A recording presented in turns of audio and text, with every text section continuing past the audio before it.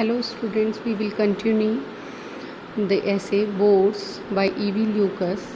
Till now, we have read the first unit of the essay, in which E.V. Lucas explained that what kind of nature the bored people have, how much self-centered and selfish they are, and how they bore people by their talks. Now we will come to the second units. Boars are happy largely because they have so much to tell and come so well out of it, but chiefly because they can find people to tell it to. Author conveys the idea that the boars are happy not because they have so much to tell, but the real reason behind their happiness is that they have many people to tell their trivial talks. The tragedy is they can always find their listeners, me almost first. And why can they? Why can even notorious bores always be sure of an audience? And author is surprised that why bores can find the audience so easily. The answer is the ineradicable kindness of human nature. And ineradicable means that cannot be eradicated, that cannot be removed.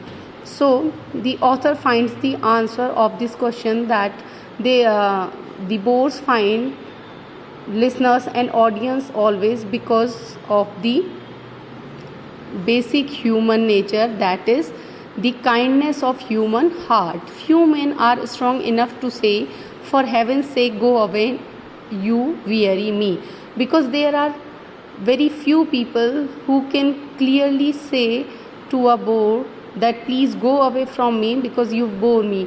Bores make coward of us all, and we are left either to listen and endure or to take refuge in craven flights. And we all are, everyone is so covered of the bores because of the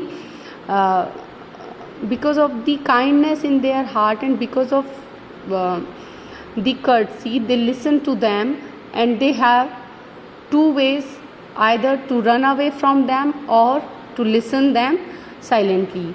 We see them in the distance and turn down side streets or hasten from the room. Sometimes when a person sees a bore, he runs away from the place. One man I know has a compact with a page boy. Compact means agreement, page boy, a boy servant, whose duty it is, whenever my friend is attacked by a certain bore in the club, to hasten up and say he is wanted on the telephone. Now he is describing one of his friend who has developed a habit of avoiding bore people. He has made an agreement with a boy in the club. Whenever he is confronted with a bore person, that servant come to him and tell him that he needed on the phone. An ingenious device, but it must not be worked too often. It's a very tricky device. It's a very clever idea to avoid a bore, but sometimes it doesn't work, because my friend, though he can stoop to deceit and subterfuge, would not for anything let the bore think that he was avoiding him. Though he wants to, the author describes the basic human nature, and in order to describe this basic human nature, he gives the example of his friend, that though his friend wants to avoid and to get rid of the bore people, but sometimes, and he has a tricky idea to avoid them to go on the telephone, still sometimes he doesn't want to make the bore, or the next person who is a boring person doesn't want to make him feel that he is boring him, that he is avoiding, and his friend is avoiding him, would not bring grief to that complacent candid face, because he did not want to bring grief and sadness to that simple innocent face. For it is one of the bore's greatest asset that he is a simplicity that disarms. E.V. Lucas says that this is the greatest plus point of a bore person, that he has simplicity and innocent. That's why the people cannot avoid that simple-hearted man. Astute, crafty men are seldom bores. The clever and tricky people are never a kind of bore because they know how to behave in public. Very busy men are seldom bores, and busy men are never be a bore because he has many works to do except talking to others. Now, in this second unit, E.V. Lucas described that how what kind of qualities a bore person has and why we cannot avoid the bore people. Now come to the unit third. Of all bores, the most repellent specimen is the one who comes close up and button holding bore. And the worst, he's in unit third, he's describing the worst kind of bores, that are the button holding bore. This is the kind described by a friend of mine with a vivid sense of phrase as the man who spread birdlime all over you. So in order to describe these kinds of bores, he is using a metaphorical phrase. Birdlime is a sticky substance that is spread over the branches of the tree in order to ensnare the little birds by a bird catcher. In the same way, these button holding bores came to you very close and they started talking to you, and they never let you go from them. A bore who keeps a reasonable way off can be dealt with, but when they lean on you, you are done.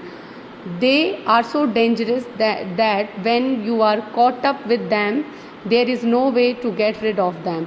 It is worst when they fix your eyes only a foot away and tell a funny story that is not funny. And the worst situation comes when these bore people tell you a story that and they consider it a funny, but that's not at all funny.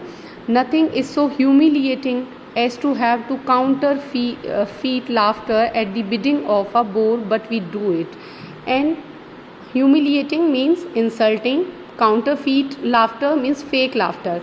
So the author says that it is very insulting when we laugh on the command of a bore, and we have to consider a story funny though it's not at all funny. The incurable weakness and benignity of human nature once again, and this happened because of the weakness and the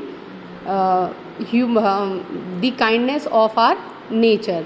It means the bore people are thrived on the weakness of the human heart and the kindness of the human heart. Then there is the bore who begin a funny story, and although you tell him you have heard it, doesn't stop. And it is more complicated when you say that you have heard it but he doesn't stop on the way. What should be done with him? Another of the worst types of bore is the man who says, where should we be without our sense of humor? He is even capable of saying nothing but my unfailing sense of humor saved me. There is also the man who says, live and let live, as my poor dear father used to say. He says that there are many kinds of bore and they think that they have a good sense of humor, but in reality they don't have, they just bore the people. There was once an eccentric peer, I forgot both his name and the place where I read about him. Now he is telling about eccentric friend of his who had contracted all unconsciously the habit of thinking aloud.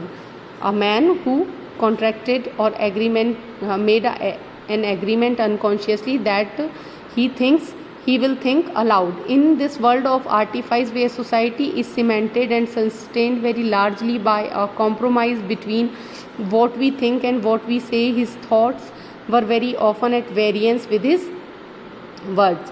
So he says that man makes an agreement to think aloud, but this modern world is full of artificiality where the thought and the words never matches. So